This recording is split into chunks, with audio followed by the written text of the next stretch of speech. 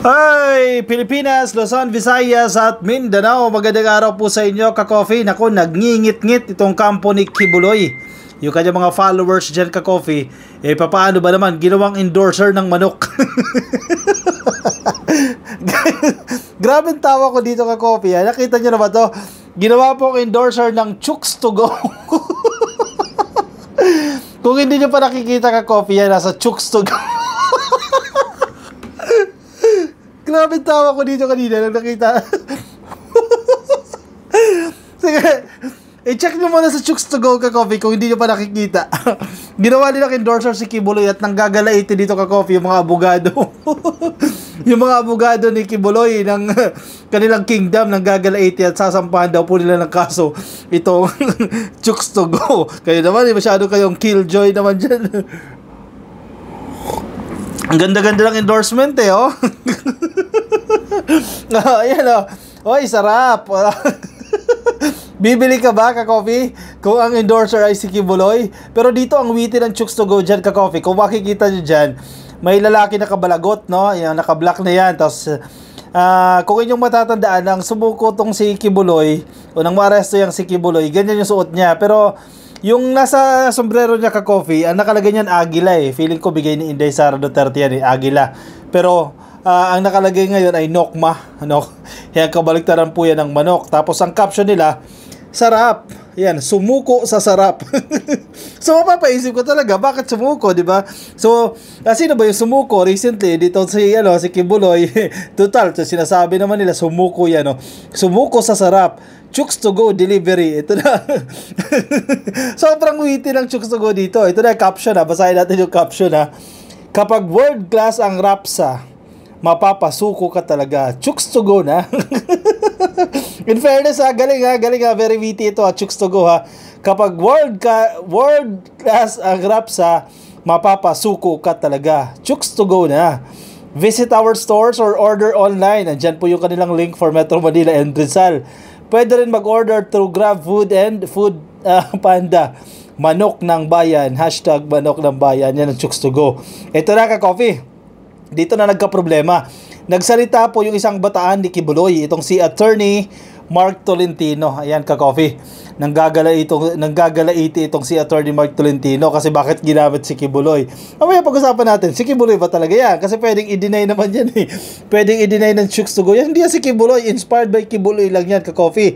Yung sombrero nga, pinalitan Malay mo, delivery rider nila yan, ka-coffee, O kayo naman, masyado kayong assuming dyan. Mamaya, delivery rider nila yan, model nila yan, o manager nila, pinagsuot lang nila ng balagot, para magmukhang si Kibuloy. Ang kinis ng kamay Hindi yan si Kibuloy. Masyado naman kayong tira mo yung kamay napakakinis kayo naman talaga hindi yan si Kibuloy. Matanda na si Kibuloy Ano lang talaga, Kibuloy inspired lang yan Naka-black, ka-coffee. Nakabalagot, naka-shades at Nokma yung sombrero niya. Huwag kayong dyan. Ito sinasabi ni Attorney Mark Tolentino. Ito solid Kibuloy supporter ito Boycott natin ang Chooks to Go. Ikaw ba agree? Boycott mo ang Chooks to Go dahil dito, hindi nga sumikat pa nga lalo ang Chooks to Go dyan. Nanawagan po itong abogado na si Attorney Mark Tolentino na i-boycott daw po itong Chooks to Go. This is an irresponsible and unethical advertisement and considered as a cybercrime. Wow. Naging cybercrime na ito, ka-coffee. Itong endorsement na ito. Chooks to Go, apologize or face a suit, sabi ni Attorney Mark Tolentino. Agree ba kayo? Dapat bang mag-apologize dito ng Chooks to Go? Or kung hindi daw kasi, sasampahan daw po nila ng kaso yan. Ito, basahin natin yung mga comments, ka-coffee Chooks to Go. Chooks to Go daw yan, ka-coffee. Attorney question po, one element po ng libel, cyber libel. For this post ay malice. So anong tanong ko po ay ganito, is the post malicious or delicious? Oy, ayos yun, witty yun sabi ni Nico David ayos to pare is the post malicious or delicious? Very good Oy, support Chooks to Go. Nice job, Chooks to Go. Nakakatawa ito kasi yung post dito ng attorney, i-boycott daw po itong Chooks to Go. Pero kung babasahin mo yung mga comments, ka-coffee, marami pa yung sumuporta dito sa Chooks to Go Sabi cute nga Support Chooks to Go. Ha ha ha ha. you're going to sue Chooks to Go for this advertisement? Attorney, ayan, tanong sa kanya yan. Snowflakes at its finest. Di ko maintindihan itong Attorney Tolentino na ito Ito din yung runong-runungan din ito ka-coffee sa korte O tinan mo mga klaseng abogado yan. O sige, kalaban nyo ang taong bayan dyan. Chooks to Go pa rin. Sabi ng mga comments, I love Chooks to Go. Tinan mo yung taong nananawagan ng boycott daw. Sinuportahan palalo itong Chooks to Go. Naku, napahiya kayo dito ka-coffee. Attorney, anong nangyari sa iyo, Attorney? Attorney Mark Tolentino, hindi ka pinakinggan ang panawagan mo dyan. Ang witty kaya, galing kaya ng commercial na yan, ka-coffee. Ay nako, ano sa inyo dyan, ka-coffee? Sige, comment kayo dyan sa ating comment section. Okay, sige, napatawa tayo doon, ka-coffee, ha? Ano yan, tawag dyan, happy news yan mula sa or about kay Kibuloy. Ito, sige, balik tayo, ka-coffee. Si Kibuloy, mananatili po siya sa kinalagakan niya ngayon dyan sa Campo Crame, ka-coffee, kasi medyo nagko-contradict yung utos ng dalawang korte kasi di ba may existing warrant siya, hindi siya existing dahil na aresto na ito. May inisyo po na warrant itong Pasig RTC at ang isa po yung nilipat sa Quezon City. So medyo nagko-contradict yung utos ng dalawang korte na ito, Pero mananatili daw po si Kibuloy sa kustodiya dyan, kasalukuyang, ka-coffee, kung nasaan siya, dyan sa Camp Crame despite court order for QC jail transfer. Sinasabi kasi na isang korte na ilipat na siya sa Quezon City Jail. Samantala, yung isang korte naman sa Pasig, sinasabi na manatili kayo yung may kustodiya dyan, yung PNP, ka-coffee. Ngayon, kung nasaan siya ngayon, So, kinakailangan muna mag-usap ito, ka-coffee, dahil magkaiba po ng utos itong dalawang korte na to. O sige, basahin natin, ka-coffee, itong headline na ito na nasa pahayagan.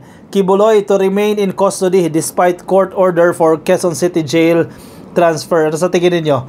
Ihalo si Kibuloy dyan sa Quezon City Jail? Kasi medyo maganda-ganda pa ang buhay niya dyan sa Campo Crame. Medyo maganda-ganda yung kanyang lagay dyan So kung nasa Quezon City Jail yan, isama siya sa ibang mga preso.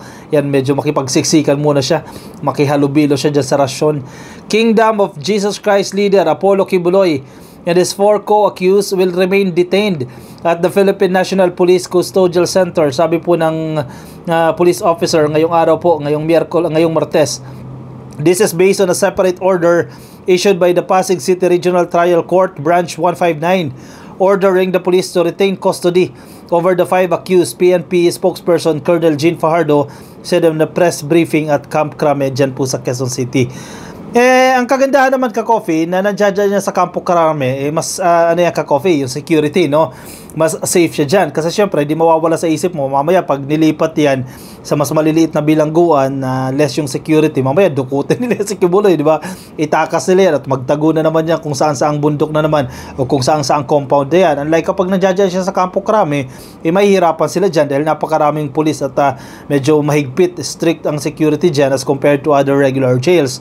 This came as the Quezon City RTC Branch 106, which handles yung isa pong kaso involving nung bata, ka-coffee, laban kay Kibuloy sa kanya mga kasabwat din po, inutos naman po na ilipat siya sa Quezon City Jail.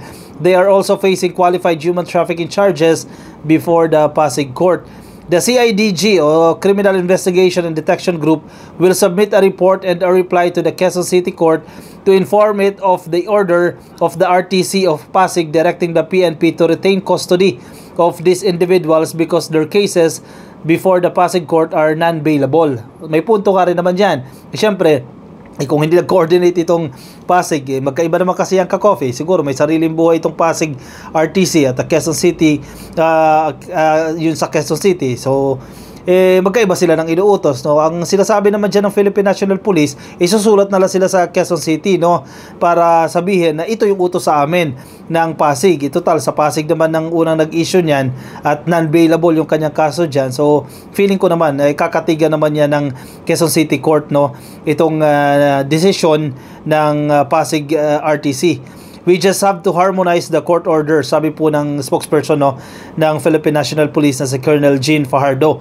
Based on the Quezon City Court's order, Kibuloy and Crescente, Canada were supposed to be transferred to the new Quezon City Jail facility dyan po sa Barangay Payatas, while the 3 female detainees would be detained at the Quezon City Jail Female Dormitory at Camp Karingal. Fajardo said the CIDG would also coordinate with the Department of Justice as the schedule of the arraignment of Kibuloy and his co-accused was set at the same time on September 13. Ano lang ito ka-coffee? Kaunting pag-arrange lang yan sa oras ng arraignment at yung kustodiya niya. Pero ako, kung personal na opinion ko ito ka-coffee, mas gustuhin ko na for the meantime, no, nandiyan siya sa kustodiya ng Philippine National Police dyan po sa Campo Crame.